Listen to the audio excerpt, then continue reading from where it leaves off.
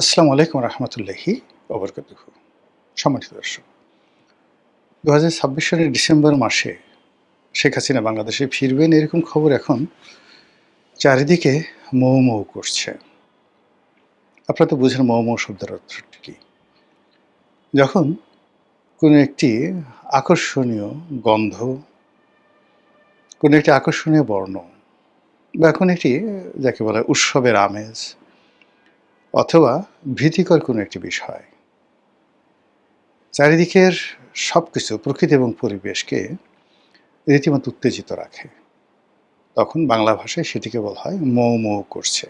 এটার ইতিবাচক দিকও আছে, নেতিবাচক দিক আছে। খুশিতে মৌ মৌ করছেন, থরথর করে কাঁপছেন ভয়ে, আতঙ্কে, এরকম। তো শেখ হাসিনার বাংলাদেশে আসার যে খবর, এই খবরে চারিদিকে একটা অস্থিরতা, আনন্দ, উৎসব, বেদনা, হতাশা, প্রতিশোধী স্পৃহা, নানা রকম একটা বিরাট মার্কেটিং এবং ব্র্যান্ডিং শুরু হয়ে গেছে। আর তারই প্রেক্ষিতে নানা রকম কথাবার্তা হচ্ছে, গল্প হচ্ছে, উপন্যাস হচ্ছে, কবিতা হচ্ছে, ইলিউশন হচ্ছে। উনি কবে আসবেন, কোন পথ দিয়ে আসবেন, কয় তারিখে আসবেন, তারপর কত লোক উপস্থিত থাকবে, প্রতিপক্ষ কী করবে, আবার উনি আসলে ওনার প্রতিপক্ষ যারা আছেন তারা কিভাবে তার প্রতি অ্যাকশনে যাবেন, রিঅ্যাকশনে যাবেন। যারা প্রতিপক্ষ তারা প্রথমত নানা রকম কথাবার্তা বলছেন যে, আরে শেখ হাসিনা একটা ভীতুর ডিম, এমনি এমনি সারা জীবন মানুষকে ভয় দেখিয়েছে, নিজে এমনি ভয়ে পালিয়ে গেছে, সে আবার বড় বড় কথা বলে। সাবেক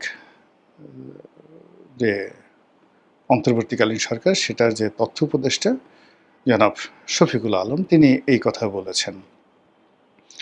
এভাবে অনেকে অনেক রকম কথা বলছেন এবং সেই সকল কথাবার্তার মধ্যে একটি উল্লেখযোগ্য কথা বলেছেন টেলিভিশন টক শো এর একজন অত্যন্ত জনপ্রিয় মুখ, সাংবাদিক এম এ আজিজ। জনাব এম এ আজিজ মূলত একজন প্রথিতযশা মুক্তিযোদ্ধা, বয়স্ক মানুষ, এখন ৭৩-৭৪ বছর বয়স, এবং যুদ্ধাহত মুক্তিযোদ্ধা। যুদ্ধের সময় সরাসরি তিনি যুদ্ধ করেছেন এবং সেই প্রতিপক্ষের যে বন্দুকের গুলি তার পায়ে লেগেছে, এখনও তিনি সেই অপারেশন করা পা নিয়ে খুঁড়িয়ে খুঁড়িয়ে হাঁটেন।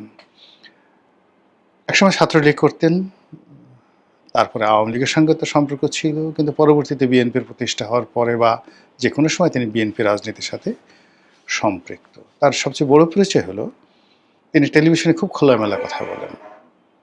কোনো দালালি করা বা পক্ষপাত দুষ্ট কথাবার্তা বলা, এই জিনিসগুলো তার বিরুদ্ধে কেউ বলতে পারবে না। যেমন ধরুন, আমি আওয়ামী লীগ করতাম বা ফজলুর রহমান সাহেব একসময় আওয়ামী লীগ করতেন, আমাদের কিছু কিছু কথার মধ্যে আপনি আওয়ামী লীগের একটা টান পাবেন, মমত্ব পাবেন, কিছুটা পক্ষপাত দুষ্টতাও পাবেন। এটা বাস্তবতা। কিন্তু আজিজ ভাই একমাত্র ব্যক্তি, আরেকজন আছেন মাসুদ কামাল, সাংবাদিক মাসুদ কামাল, মোরাললেস যেটা সাদা মনে হয় একদম বিনা স্বার্থে সাদা বলেন, কোনো আবেগ থাকে না, কিচ্ছু থাকে না। আর যেটা কালো মনে হয় সেটাও তিনি কোনো রকম আবেগ ছাড়াই সেটা বললে ফেলেন। এই দুজন মানুষকে আমি সাম্প্রতিক সময়ে দেখেছি যারা আমার চাইতেও নিরপেক্ষ। তো সেদিক থেকে সাংবাদিক আজিজ তিনি যে কথাটি বলছেন, যে একটা ব্যাপার আমার মাথায় ঢোকে না, এই যে শেখ হাসিনা যে বাংলাদেশে আসতে চাচ্ছেন বা তিনি যাওয়ার পর থেকে যত রকম কথাবার্তা বলছেন, এসবই আমরা অডিও মানে তার কণ্ঠস্বর শুনতে পাচ্ছি, এবং এখনকার যে প্রযুক্তি, সেই প্রযুক্তিতে শতভাগ একদম 100% কারো যাকে বলা হয় কণ্ঠস্বরকে একেবারে রোবোটিক যে তার যে স্বর, সেটাকে বাদ দিয়ে হুবহু স্বরে উপস্থাপন করা সম্ভব। ১৯-২০ হবে না, ৯৯.৯৯% হবে না, একদম 100% কণ্ঠস্বর একেবারে এআইয়ের মাধ্যমে তৈরি করে বলা সম্ভব। এগুলো এক। এবং আলটিমেটলি 90% অ্যাকুরেসি চলে এসেছে সেই ফিজিক্যাল যাকে বলা হয় অ্যাপিয়ারেন্সে।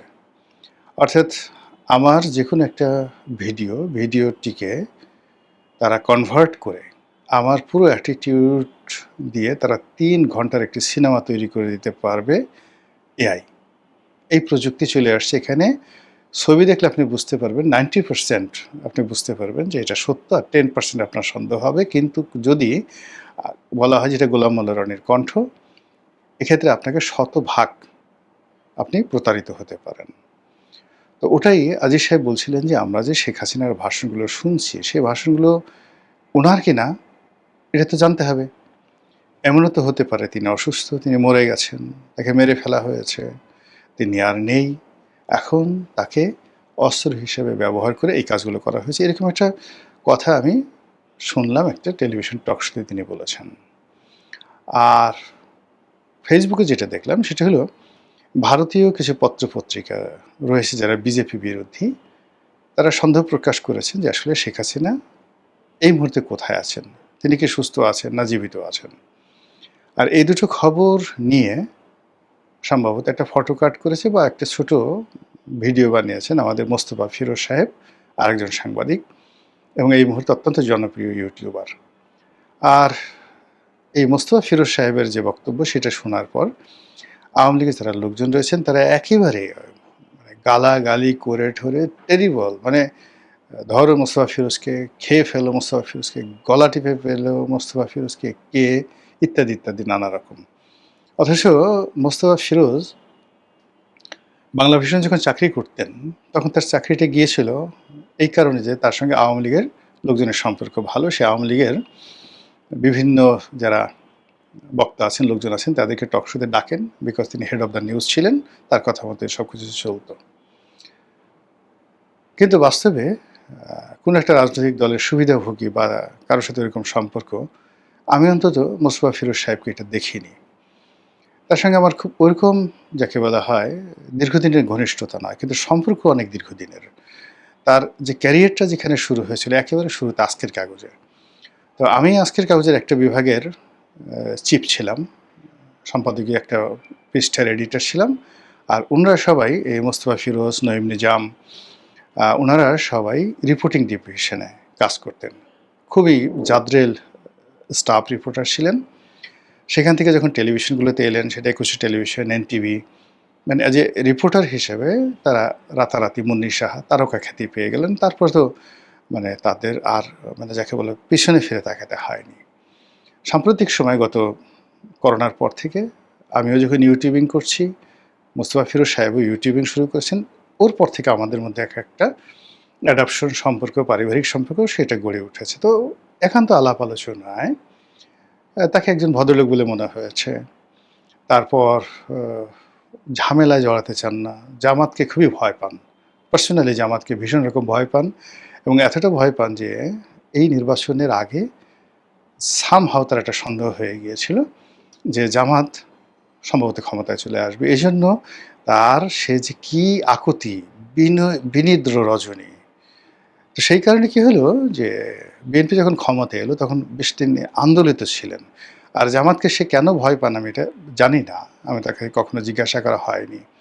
তো সেই মানুষটিকে যখন এই একটা খবর প্রকাশের জন্য আওয়ামী লীগের যারা লোকজন গালাগালি করছিলেন, তখন আমার কাছে মনে হচ্ছিল যে আওয়ামী লীগের এখনও যারা লোকজন রয়েছেন সবাই ঘটনার গভীরে যান না। তারা এখনও বুঝতে চাচ্ছেন না যে সত্যিকার অর্থে মানুষজন কি মনে করছে বা মানুষজনের মনে কী ধরনের চিন্তা চেতনা থাকতে পারে। আজকের যুগের ছেলেমেয়েরা, বিশেষ করে যাদের বয়স 20 বছরের নিচে, মানে তারা প্রযুক্তিতে এত বেশি অ্যাডভান্স, মানে অবাক করা ঘটনা যে টেকনোলজি, প্রযুক্তি সব কিছু তারা একেবারে বাংলাদেশে এমন অনেক প্রযুক্তি বিশারদ রয়েছে যারা এখানে বসে শেখ হাসিনার টেলিগ্রাম অ্যাকাউন্ট, শেখ হাসিনার ফেসবুক অ্যাকাউন্ট, তার স্কাইপ অ্যাকাউন্ট, এমনকি তার টেলিফোন বাংলাদেশে বসে হ্যাক করে নিতে পারবে এবং তার সমস্ত কথাবার্তার রেকর্ড দেখাতে পারবে। এরকম লোক বাংলাদেশে আছে এবং এই ম্যান পাওয়ারগুলো শেখ হাসিনার জামানাতে তৈরি হয়েছিল।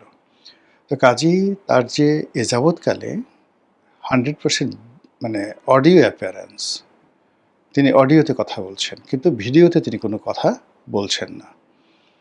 এটা নিয়ে কেন জনগণের মধ্যে সন্দেহ হবে না বলেন তো? যে কোনো মানুষের মধ্যেই সন্দেহ হবে। এর কারণ হলো তিনি এখনো পর্যন্ত কোনো ফিজিক্যাল অ্যাপিয়ারেন্সে আসেননি। কেন আসেননি, কী কারণে আসেননি বা আসছেন না, তিনি, তার লোকজন বা ভারত সরকারের পক্ষ থেকে এই ধরনের কোনো কথাবার্তা বলা হচ্ছে না। তার যে সকল নেতৃবৃন্দ রয়েছেন তার সঙ্গে যোগাযোগ হয়, কথাবার্তা হয় বলে আমরা শুনি। কিন্তু সে সকল নেতৃবৃন্দ যারা আছেন তারা হ্যাঁ ঠিক আছে নেত্রীর সঙ্গে কথা হয়েছে ইত্যাদি, ইত্যাদি, ইত্যাদি, ইত্যাদি। তো এটাও এখন এমন একটা প্রযুক্তির বিষয় হয়ে গেছে যে বিশ্বাসযোগ্যতা অর্জন করার জন্য ধরুন আমার একটা টেলিফোন শুধুমাত্র ১টা, ২টো, ৩টে টেলিফোন আছে এখানে রইল এবং যেকোনো লোক টেলিফোন করল। ওই টেলিফোনে তার সঙ্গে আমার যে এআই প্রযুক্তি, সেই প্রযুক্তি তার সঙ্গে প্রতিটি কথার যে উত্তর এবং একেবারে সঙ্গে, সঙ্গে উত্তর দেওয়ার মতো অবস্থা রয়েছে এসএমএস থেকে শুরু করে সব জায়গাতে। আপনি চিন্তা করুন প্রযুক্তি এমন একটা জায়গাতে চলে আসছে, এরা এখন নিজেরা বন্ধুত্ব করে ফেলেছে। অল রোবট, চীনের রোবট, ইসরায়েলের রোবট আর ভারতের রোবট ধরুন তারা বন্ধুত্ব করে ফেলেছে। এই ৩ রোবট মিলে তারা চিন্তা করছে যে কী করে চীনের সেন্ট্রাল রিজার্ভ থেকে টাকা চুরি করা যায়। প্রযুক্তি এখন এরকম ভয়ঙ্কর একটা জায়গাতে চলে আসছে। তো কাজেই সেই প্রযুক্তির যুগে শেখ হাসিনার যে ফিজিক্যাল অ্যাপিয়ারেন্স, সেই ফিজিক্যাল অ্যাপিয়ারেন্স আমরা যেহেতু গত ২ বছরে দেখিনি, কাজেই এটা নিয়ে গুজব হতে পারে, অতি স্বাভাবিক গুজব হতে পারে এবং সেই কারণে আমাদের সংবাদপত্র জগতের যারা কর্তা ব্যক্তি তারা এই কথা বলতে পারেন যে আসলে তিনি সুস্থ আছেন কিনা, জীবিত আছেন কিনা বা আসলে তিনি আসবেন কিনা, এটা তো পরের ব্যাপার। এই বিষয়গুলো নিয়ে আলাপ আলোচনা হতে পারে। তো ঘটনা যাই হোক না কেন, মূল ব্যাপারটা হলো যে তিনি যদি কৌশলগত কারণে নিজেকে না দেখান, তারও অনেক যুক্তি যেভাবে আছে। আবার ধরুন তার একেবারে তাকে নিয়ে যে সন্দেহ করা আছে, তার কোনো অস্তিত্বই নেই, তিনি অসুস্থ বা তিনি নেই বা তিনি দুনিয়া থেকে ইন্তেকাল করেছেন, ইন্না লিল্লাহি ওয়া ইন্না ইলাইহি রাজিউন।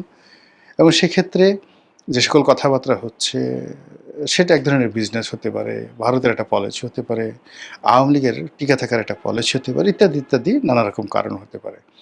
কিন্তু রাজনীতির মতো একটা ট্রান্সপারেন্ট বিষয়ে এই বিষয়গুলো সরাসরি না বললে অনেক সমস্যা তৈরি হয়ে যায়।